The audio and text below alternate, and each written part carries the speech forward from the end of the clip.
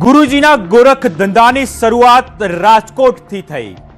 લોકોને ભોળવી યોગ શીખવાડતો હતો પાખંડી પ્રદીપ। પોલીસે રાજકોટમાં પણ માર્યા છાપા। પોલીસના હાથે લાગી છે એક ડાયરી। શું ગુરુજીની ડાયરી ખોલશે અવનવા રાજ?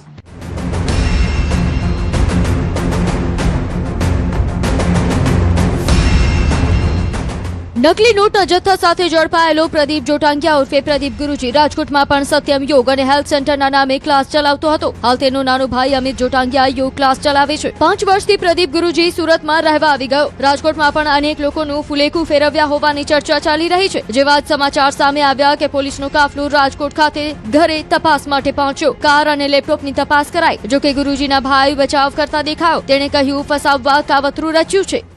निर्दोष है એને ફસાવવા માટેનું આ કાવતરું છે। ડિગ્રીધારી યોગ ગુરુ છું, મારી પાસે પીએચડી છે। તમારા ભાઈ પાસે ઈ પણ છે। પણ સાંભળો, દેશને સવારે ઉઠીને 5 વાગે જે માણસ સારું કરવા જતા હોય કોકને યોગ કરાવવા, ઈ આવું કામ કરે। દૂધનું દૂધ અને પાણીનું પાણી સમય આવશે। પ્રદીપભાઈ જોટંગિયા છે તે કદાચ સુરત ખાતે કંઈક નોટોમાં પકડાયેલો હશે, એટલે એનું ઘર ચેક કર્યું છે। અહીંયાથી કોઈ શંકાસ્પદ વસ્તુઓ મળે નથી। તમામ વસ્તુ ઘરની અંદર તમામ બંને ફ્લોર ચેક કર્યા છે, અગાસી ચેક કરી છે, ગ્રાઉન્ડ ફ્લોર ચેક કરી। તો 2 મહિનાથી તો આવ્યો નથી, કોન્ટેક્ટમાં છે પણ અહીંયા આવતો નથી રહેવા માટે કે એવું આવતો નથી, કંઈક પ્રસંગમાં ભેગા થાય છે। યોગ ગુરુ પ્રદીપ વર્ષ 2018માં ચર્ચામાં આવ્યો હતો। શહેરમાં આવેલા કામરેજ ધોરણપાડી સ્થિત સત્યમ ફાઉન્ડેશન આશ્રમમાં યોગ શીખવતા યોગ ગુરુ પ્રદીપે ઝેરી દવા પીને જીવન ટૂંકાવવાનો પ્રયાસ કર્યો હતો। આ ઘટના 1 ડિસેમ્બર 2018ના રોજ બની હતી। આપઘાતનો પ્રયાસ કરતા પહેલા યોગ ગુરુએ 7 પાનાની લાંબી સ્યુસાઇડ નોટ લખી હતી, જેમાં તેણે આશ્રમના જ 10 સાધકો પર ગંભીર આરોપ લગાવ્યા હતા। પોલીસની પ્રાથમિક પૂછપરછમાં બહાર આવ્યું કે આ નેટવર્ક સુરતથી સક્રિય હતું અને આ નકલી નોટોનો જથ્થો અમદાવાદમાં કોઈને પહોંચાડવાનો હતો। ક્રાઇમ બ્રાન્ચ આ મામલે ઊંડાણપૂર્વક તપાસ હાથ ધરી છે। હાલમાં ક્રાઇમ બ્રાન્ચ એ દિશામાં તપાસ કરી રહી છે કે આ નોટો ક્યાં છાપવામાં આવી હતી અને આ રેકેટના તાર અન્ય કયા રાજ્યો કે શહેરો સાથે જોડાયેલા છે અને અગાઉ કેટલી નકલી નોટો બજારમાં વહેતી કરવામાં આવી છે। આ સફળ ઓપરેશનથી નકલી નોટોના મોટા નેટવર્કનો પર્દાફાશ થવાની શક્યતા છે। સુરતથી કીર્તેશ પટેલનો અહેવાલ।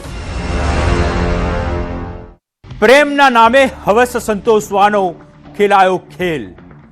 જૂનાગઢના વિસાવદરમાં પરિણીતાને મળવા બોલાવી અને દારીમાં 6 લોકોએ કરી નાખ્યો ગેંગ રેપ। શું હતી સમગ્ર ઘટના? કેમ પરિણીતાએ કર્યો આંધળો વિશ્વાસ?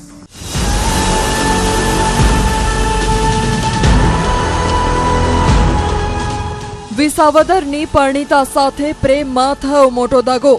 સોશિયલ મીડિયાના પ્રેમની પરિણીતાએ એવી તો આકરી સજા ભોગવી જે તેણે ક્યારેય સપનામાં પણ વિચાર્યું નહીં। વિસાવદરની એક પરિણીતા જે એકલવાયું જીવન વિતાવતી હતી, છૂટાછેડા થયેલી પરિણીતાને સોશિયલ મીડિયામાં મળ્યો વિપુલ। બંને વચ્ચે પહેલા તો સારી વાતો થતી। જીવન સાથીની શોધમાં પરિણીતાને વિપુલમાં પોતાનો પ્રેમ જોવા મળ્યો। બંને વચ્ચેની વાતો પ્રેમમાં પરિણમી। સાથે રહેવાના વાયદા આપવામાં આવ્યા અને એક દિવસ વિપુલની હવસનો કીડો જાગ્યો। તેણે પરિણીતાને મળવા રાત્રે 9 વાગ્યે વિસાવદર બસ સ્ટેન્ડે બોલાવી। વિપુલનો ઈરાદો કંઈક અલગ હતો। પહેલાથી પ્લાન પ્રમાણે અન્ય 5 શખ્સો પણ વિપુલના પ્લાનમાં જોડાયા।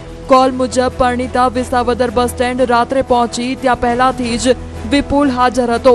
બાઇક લઈને આવેલા વિપુલે પરિણીતાને બાઇક પર બેસાડી ધારી બાજુ જવાનું શરૂ કર્યું તો પરિણીતાએ વિરોધ કર્યો।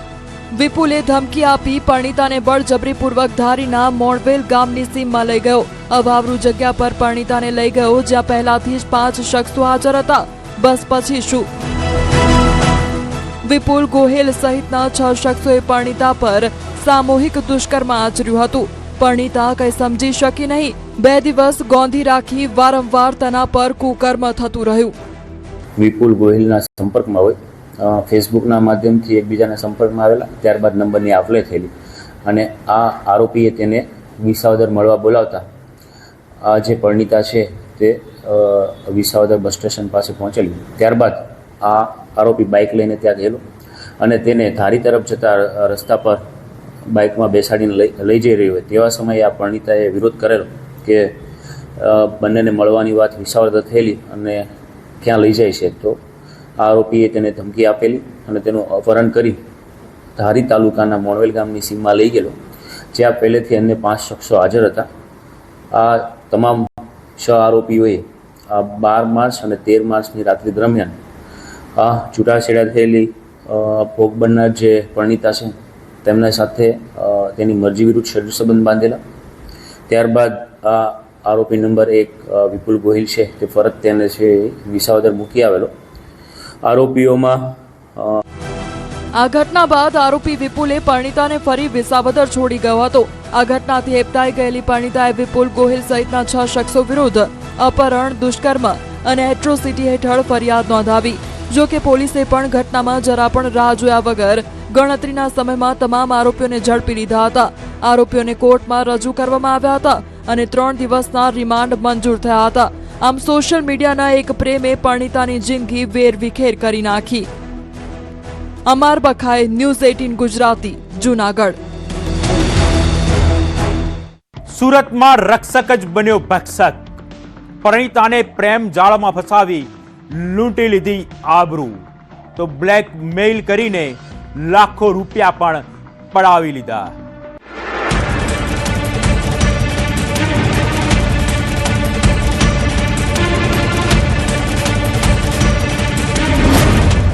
રક્ષક બન્યો ભક્ષક. મદદ કરવાના નામે આબરૂ લૂંટી, મહિલાની ભોળપણનો લીધો લાભ. આ માસૂમ દેખાતા ચહેરા પાછળ એક એવો નરાધમ છુપાયેલો છે જેણે ખાખીને લજવી છે. જનતા પોલીસની મિત્ર બને તે માટે પોલીસ વિભાગ સતત પ્રયાસ કરે છે, પણ કેટલાક એવા લોકો પણ છે જે પોલીસની છાપને ભૂસવામાં લાગ્યા છે. કંઈક આવી જ ઘટના સામે આવી છે સુરતના રાંદેરમાં. એક મહિલાએ ભોળા ભાવે અને મદદ આશાએ હોમગાર્ડના જવાન પાસે મદદ માંગી. તેને ક્યાં ખ્યાલ હતો કે આ ભોળપણનો લાભ આ જવાન ઉપાડી લેશે. વાત કંઈક એવી છે કે મહિલાનો પતિ ગુમ હતો, તેણે પોલીસ સ્ટેશન જવું હતું. તેણે 4 રસ્તા પર ટ્રાફિકનું નિયમ કરતા હોમગાર્ડ પાસે મદદ માંગી, તો જવાને એનકેન પ્રકારે મહિલાનો નંબર મેળવી લીધો. મદદના નામે તેની સાથે વાતચીત શરૂ કરી અને જવાને મહિલાને પોતાની પ્રેમ જાળમાં ફસાવી લીધી. આરોપી હોમગાર્ડ પ્રકાશ છબલાણીએ શરૂઆતમાં પોતાને પોલીસ અધિકારી તરીકે ઓળખ આપી મહિલાને સંપર્ક કર્યો અને તેને ડરાવતા વિશ્વાસમાં લઈ મિત્રતા કેળવી. આરોપીએ મહિલાને હોટલમાં બોલાવી, નશીલું પીણું પીવડાવ્યું અને તેની સ્થિતિનો લાભ લઈ દુષ્કર્મ આચર્યું. એટલું જ નહીં, આ સમગ્ર ઘટનાનો વિડીયો પણ બનાવી લીધો હતો. બાદમાં આ વિડીયોના આધારે મહિલાને બ્લેકમેલ કરી તેની પાસેથી લાખોના દાગીના પડાવી લીધા હતા. બ્લેકમેલિંગની હદ એટલી વધી ગઈ કે આરોપીએ મહિલાને લોન પર નવી બાઇક લેવડાવી અને તેનો પણ લાભ ઉઠાવ્યો. લાંબા સમયથી ચાલી રહેલા આ શોષણથી ત્રસ્ત થઈ આખરે મહિલાએ હિંમત કરીને પોલીસનો સંપર્ક કર્યો અને ફરિયાદ નોંધાવી. ભોગ બનનાર છે તે પોતાના ઘરેથી પોલીસ સ્ટેશન આવવા માટે નીકળે અને એ પોલીસ સ્ટેશનના એડ્રેસ માટે 4 રસ્તા પર હોમગાર્ડ, જે તે વખતે હોમગાર્ડ તરીકે ફરજ બજાવતા હોવાથી પોતે પોલીસ હોવાની ઓળખાણ આપેલી અને પોતે સમગ્ર બાબત જે મહિલાની ફરિયાદ હતી તે બાબતમાં સમાધાન અને સોલ્યુશન લાવવા માટે તેનો નંબરની આપ-લે કરેલી અને એ રીતે બંને એકબીજાના સંપર્કમાં આવેલ. પ્રાથમિક ધોરણે જે ફરિયાદી છે, ફરિયાદીના જણાવ્યા મુજબ તેનો વિડીયો હોમગાર્ડ પાસે હોવાનું હોમગાર્ડે જણાવેલું અને એ જે આરોપી છે તેના દ્વારા આ વિડીયો જાહેર કરવાની ધમકી આપી અને તેની સાથે દુષ્કર્મ આચરેલ હોવાની હકીકત પ્રાથમિક ધોરણે જણાવવામાં આવેલ છે. આ બનાવ અંગે રાંદેર પોલીસ સ્ટેશને આરોપી વિરુદ્ધ ગંભીર કલમો હેઠળ ગુનો નોંધી તપાસ શરૂ કરી છે. પોલીસે આરોપીને ઝડપી પાડવા માટે કાર્યવાહી તેજ કરી અને મામલાની દરેક દિશામાં તપાસ હાથ ધરવામાં આવી રહી છે. આ ઘટના ફરી એકવાર સમાજમાં વિશ્વાસનો દુરુપયોગ અને મહિલાઓ સામે થતા ગુનાઓ અંગે ગંભીર પ્રશ્નો ઊભા કરે છે. પોલીસ દ્વારા લોકોને અપીલ કરવામાં આવી છે કે અજાણ્યા લોકો સાથે વ્યક્તિગત માહિતી શેર ન કરે અને આવી કોઈપણ શંકાસ્પદ ઘટના થાય તો તાત્કાલિક પોલીસનો સંપર્ક કરે. જો તમે રિક્ષામાં મુસાફરી કરવાના છો તો સાવધાન થઈ જજો. દ્વારકાના ખંભાળિયામાં એક એવી ટોળકી સક્રિય થઈ છે જે મુસાફરોને રિક્ષામાં બેસાડી લૂંટી લે છે. એક શ્રમિકે પળવારમાં જ ગુમાવી દીધા 1.5 લાખ રૂપિયા.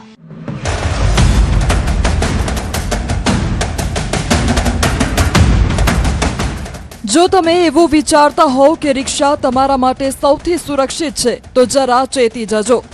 હવે મુસાફરના સ્વાંગમાં આવેલી ટોળકી તમને લૂંટી લેવા પહેલાથી જ ટાપીને બેઠી છે. કંઈક આવો જ કિસ્સો સામે આવ્યો છે દ્વારકાના ખંભાળિયામાં, જ્યાં એક શ્રમિક 1.5 લાખમાં ઉતરી ગયો. ઘટના કંઈક એવી છે કે ખંભાળિયામાં ખેતમજૂરી માટે આવેલા શ્રમિક સાથે વિચિત્ર પ્રકારે છેતરપિંડી થઈ. આ શ્રમિક પોતાના પુત્ર સાથે ખંભાળિયાના સલાયા ફાટક પાસેથી એક રિક્ષામાં બેઠા હતા. તે રિક્ષામાં અગાઉથી જ હાજર એક શખ્સે પોતાનો ચેન રિક્ષામાં ખોવાઈ ગયાનું નાટક કર્યું. શોધખોળ બાદ તે મુસાફર તો ઉતરી ગયો, પણ બાદમાં ચેન પ્લાસ્ટિકની ડબ્બીમાંથી રિક્ષા ચાલક અને આ શ્રમિકને મળ્યો. બંને આરોપીઓ રિક્ષામાં બેસીને નીકળેલ હતા. આરોપી સંજય રિક્ષા ચલાવતો હતો અને દેવજીભાઈ છે એ રિક્ષામાં પાછળના ભાગે બેસેલ હતા. સંજય દ્વારા રિક્ષા ઊભી રાખી અને ફરિયાદીને પૂછવામાં આવેલું કે પોતાને રિક્ષામાં ક્યાંય જવું છે, તો ફરિયાદીએ પોતાને રેલવે સ્ટેશન જવું છે તેવું જણાવેલું. નીચે ઉતરતી વખતે એમણે જણાવેલું કે પોતાનો સોનાનો કિંમતી ચેન રિક્ષામાં ક્યાંક પડી ગયેલ છે.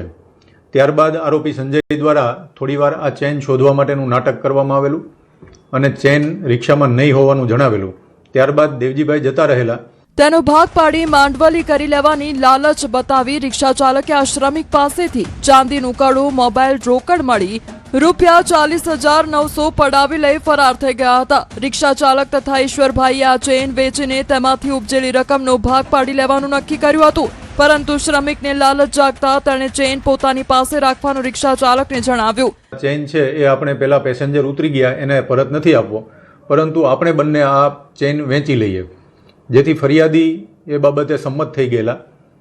ત્યારબાદ આરોપી સંજય દ્વારા ફરિયાદીને એવું જણાવવામાં આવેલું કે આ ચેન હું રાખું તેના બદલે તમને 80,000 રૂપિયા હું આપીશ.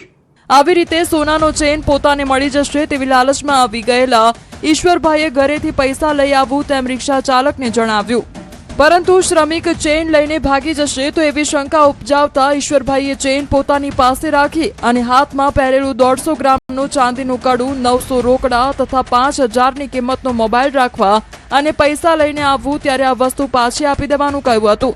તેથી રિક્ષા ચાલક માની ગયો હતો. શ્રમિક જેવો જ પૈસા લેવા ગયો કે રિક્ષા ચાલક ફરાર થઈ ગયો હતો. ઈશ્વરભાઈને સમજાઈ ગયું કે મારી સાથે છેતરપિંડી થઈ છે. શ્રમિકે પોલીસ ફરિયાદ નોંધાવી. આરોપી દ્વારા એવું જણાવવામાં આવેલું કે મારા ઘરે 80,000 રૂપિયા પડેલા છે, જે હું લેવા જાઉં છું ત્યાં સુધી તમારી પાસે આ સોનાનો ચેન રાખો અને તમારી પાસેની કોઈ કિંમતી વસ્તુ મને આપો, જેથી કરીને મને પણ વિશ્વાસ આવે કે તમે આ ચેન લઈને જતા નહીં રહો.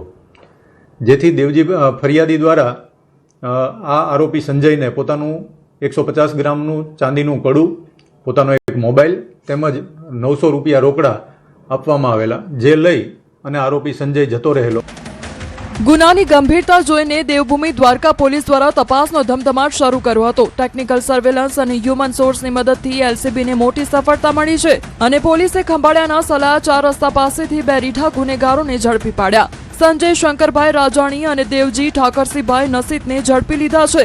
પોલીસે આરોપીઓ પાસેથી કુલ રૂપિયા 1,46,960નો મુદ્દામાલ જપ્ત કર્યો છે, જેમાં ગુનામાં વપરાયેલી રિક્ષા, ચાંદીનું કડું અને મોબાઈલ ફોનનો સમાવેશ થાય છે. આમ મુસાફરોને સરળતાથી લૂંટવામાં હવે ચોર ટોળકી રિક્ષાનો સહારો લેવા લાગ્યા છે. મુકુંદ મોકરિયા, દેવભૂમિ દ્વારકા, ન્યૂઝ 18 ગુજરાતી. જો ઘરની બહાર જવાના હોવ તો થોડા એલર્ટ થઈ જજો.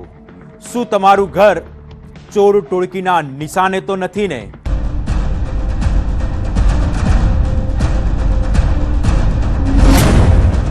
મુંબઈમાં ઘરફોડ ચોરી,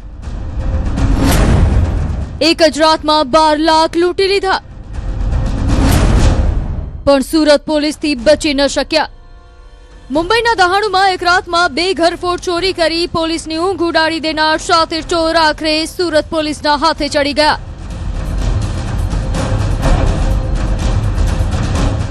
જેને મુંબઈની પોલીસ શોધતી હતી તે કેસ સુરતની પોલીસે પડવારમાં ઉકેલી નાખ્યો. સુરતના Saroli police staff Niyol checkpost નજીક નિયમિત વાહન ચેકિંગ કરી રહ્યો હતો. આ દરમિયાન ગુપ્ત માહિતી મળી કે કેટલાક શંકાસ્પદ ઇસમો ચોરીનો માલ સાથે પસાર થવાના છે. બાતમીના આધારે પોલીસે સતર્કતા વધારી અને ચેકિંગ વધુ કડક બનાવ્યું. તે જ સમયે એક ખાનગી બસ આવી, જેમાં 3 આરોપીઓ સવાર હતા. મહારાષ્ટ્રથી અને વાપી વલસાડથી જે ચોરી કરનાર ગેંગ છે એ લોકો આ પ્રકારની કોઈ લક્ઝરીમાં બેસી અને આવી રહ્યા છે. એટલે અમારું જે સઘન વાહન ચેકિંગ ચાલતું હતું એ દરમિયાન આ લોકોને ખ્યાલ આવી જતા પાછળની લક્ઝરીમાંથી આ લોકો કૂદીને ત્યાંથી ભાગવાનો પ્રયત્ન કરતા પોલીસે ઇમિડિયેટલી એ લોકોને પકડી લીધેલા હતા. એમની પાસેથી જે મુદ્દામાલ રિકવર કર્યો છે એ આશરે 12.5 લાખ જેટલો છે. જો કે આરોપીઓને પણ ખબર પડી ગઈ કે આપણે પકડાઈ જઈશું તો તેણે બસમાંથી જમ્પ લગાવી ભાગવાનો પ્રયાસ કર્યો, પણ સુરત પોલીસ પણ ક્યાં પાછળ પડે તેમ હોય. જેવા જ આરોપીઓ બસમાંથી કૂદ્યા કે પોલીસે ઝડપી લીધા. પોલીસને જોઈ આરોપી પોપટની જેમ બોલવા લાગ્યા અને દહાણુની ગરફોડ ચોરીનો ભેદ પડબારમાં ઉકેલાઈ ગયો. પોલીસે આરોપીઓ પાસેથી કુલ ₹12,52,765 કિંમતનો મુદ્દામાલ કબજે કર્યો છે, જેમાં કિંમતી દાગીના અને મોબાઈલ ફોનનો સમાવેશ થાય છે. સોનાચાંદીના દાગીના પણ છે. અને ઇન્ટ્રોગેશન દરમિયાન ખબર પડી છે કે મહારાષ્ટ્ર રાજ્યના જે પાલઘર જિલ્લો છે ત્યાંનું દહાણુ તાલુકાના કાસા પોલીસ સ્ટેશન વિસ્તારમાં 2 ફરિયાદ દાખલ થઈ છે ગરફોડની. જેનો જે આ મુદ્દામાલ છે ત્યાંના જે ગરફોડ કરી છે એ જ મુદ્દામાલ આ છે. એટલે અને કાસા પોલીસ સ્ટેશનના મહારાષ્ટ્રમાં ગુનો પણ દાખલ થયેલા છે 2 ગરફોડના. એના આધારે આ ત્રણેય જે આરોપી છે જે અત્યારે આપણે ટેકનોલોજીનો યુઝ કરી રહ્યા છે ડિપાર્ટમેન્ટમાં, એમાં પણ ICGS પોર્ટલમાંથી અમને એમનો આગળનો ગુનાહિત ઇતિહાસ મળેલો છે, જેના આધારે અમે આ લોકોને અટક કરેલી છે. ઝડપાયેલા આરોપીઓમાં દિલખુશ ઉર્ફે દિલ્લુ બાચડા, અંકિત ગોદાવત અને રાજેશ માલવીનો સમાવેશ થાય છે. પોલીસે જણાવ્યું કે આ ત્રણેય આરોપીઓએ દહાડુ તાલુકાના કાસા પોલીસ સ્ટેશન વિસ્તારમાં 2 ઘરફોડ ચોરીને અંજામ આપ્યો હતો. લાંબા સમયથી પોલીસને આ કેસોમાં આરોપીઓની શોધખોળ હતી. પોલીસ હવે આરોપીઓના ક્રિમિનલ રેકોર્ડ તેમજ અન્ય સંડોવણી અંગે વધુ તપાસ કરી રહી છે. સારોલી પોલીસના અધિકારીઓની ઉમદા કામગીરી શહેરમાં કાયદો અને વ્યવસ્થા જાળવવા માટે સતત પેટ્રોલિંગ અને ચેકિંગ સાથે જૂનાખોરી પર કડક કાર્યવાહીએ પોલીસને સફળતા અપાવી છે. આ સમગ્ર ઓપરેશનને લઈને ઉચ્ચ અધિકારીઓએ પણ સારોલી પોલીસની કામગીરીને બિરદાવી છે.